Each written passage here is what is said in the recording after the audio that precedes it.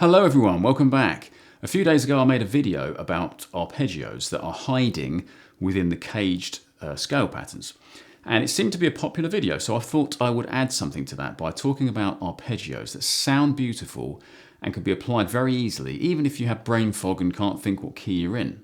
In this video I'll be showing you the gorgeous add9 arpeggio, plus a way you can add extra notes around simple triad arpeggios. Imagine you want to compose or solo over an A chord.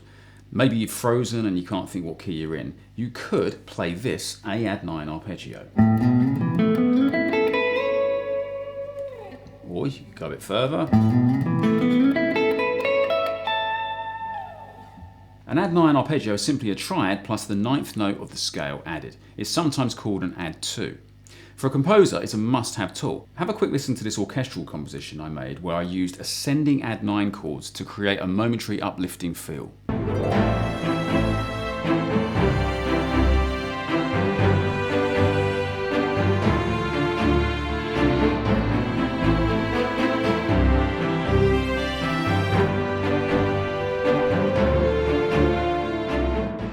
Back to the add9 arpeggio. Here's a chord of A. Now I could just arpeggiate the chord 1, 3, 5, 1, but it's kind of boring.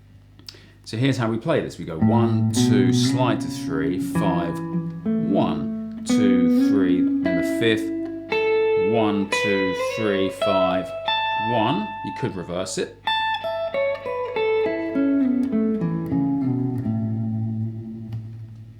By the way, if you want to add 9 chords to your playing, here's a few suggestions for you. If I take a chord of A, I can add the 9th here, so I've got, isn't that lovely?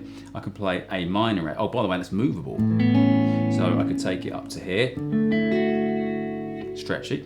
I've got A minor and then A minor add 9. I could again move that, although it's really not very nice. I've got E add 9, movable, really stretchy. In fact, it's so stretchy that when Andy Summers played the riff to Every Breath You Take, what he did was he took an add9 chord, but he did this just to save him having that stretch. You can take E minor add 9, or as a bar chord, that kind of thing. And the famous C add 9, which could be played like this, or with the optional pinky. And one of my favourite add9 chords is taking a bar chord of A and just taking the bar off everything except for the low E, and you've got this.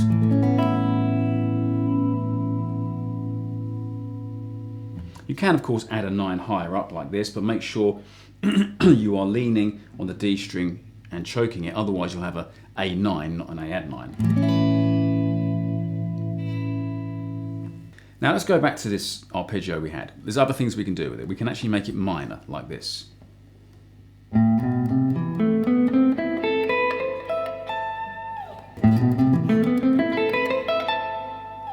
Okay, what I did there was I went 1, 2, flat 3, 5, 1, 2, flat 3, 5, 1, 2, flat 3. You could stop there or carry on. 5 and then 1. You don't have to do this from the root on the E string. You can do it with chords whose root is on the A string. So here's a D chord. I could do this. Going back to the major add9 chord. So here's D add 9.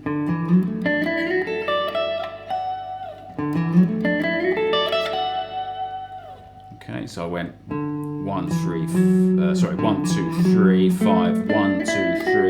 5, 1, 2, 3. I could do the same with minor.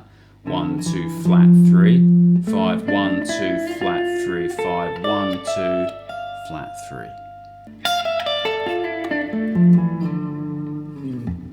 Now we don't have to play all of these arpeggios, we can play little bits. So imagine you've got a chord progression that goes A to B. We could do this.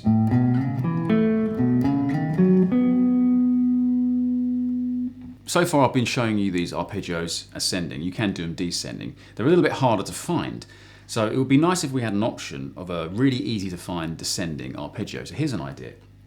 Why don't we take a little D-shaped triad. So this is a chord of A, okay, because there's the root note. Here's a chord of B, here's a chord of E, and so on. So let's take the A. You can descend down this little triad, and and then move across the neck to maybe another triad. Or get interesting with it, add some extra notes. So here I go, adding the fourth.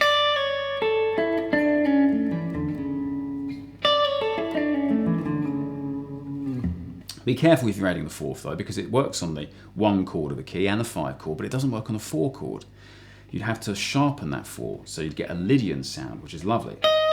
Oops.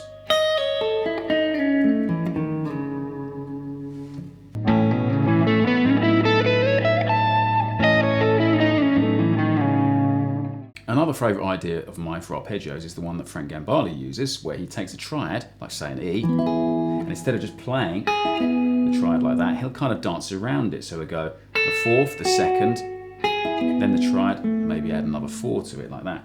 And he'll do it with a kind of sweep picking thing. So what I'm doing there, if you want to sweep pick, is up, down, up, up, up, down. Notice I'm pulling, I'm not hopping.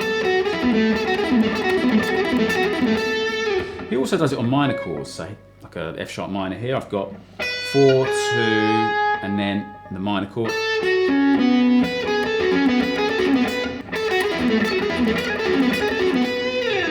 Now I could do that across the whole neck, of course. I could take, say, the key of C and take all the chords, 1, 2, 3, 4, 5, 6, 7. I'll do a minor 7 flat 5, and back to the 1. So you'd have something like this. The 2 chord. On the 3 chord there is no 9, it's got to be a flat 9. On the 4 chord you don't have a 4, you have a sharp 4. On the 5, I'll do that again actually. On the 5, then the 6, and the 7, a minor 7 flat 5 chord, or a diminished triad, and back to the 1 chord. It's time we put some of this together, so I'll put a chord progression into my looper and I'll improvise over the top using a combination of arpeggios and scales, and we'll see what I come up with.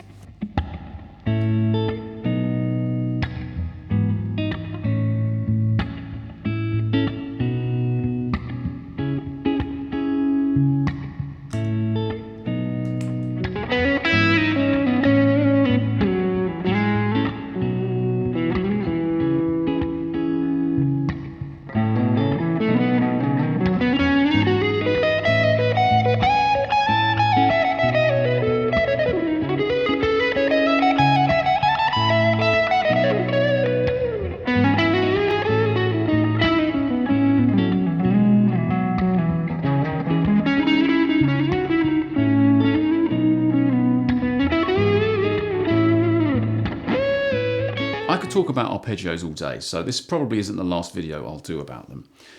But there's plenty in the meantime to get your teeth into. I hope this was useful to you. If so, please click like and subscribe. Your support is greatly appreciated and it motivates me to make more videos. Thank you. See you soon.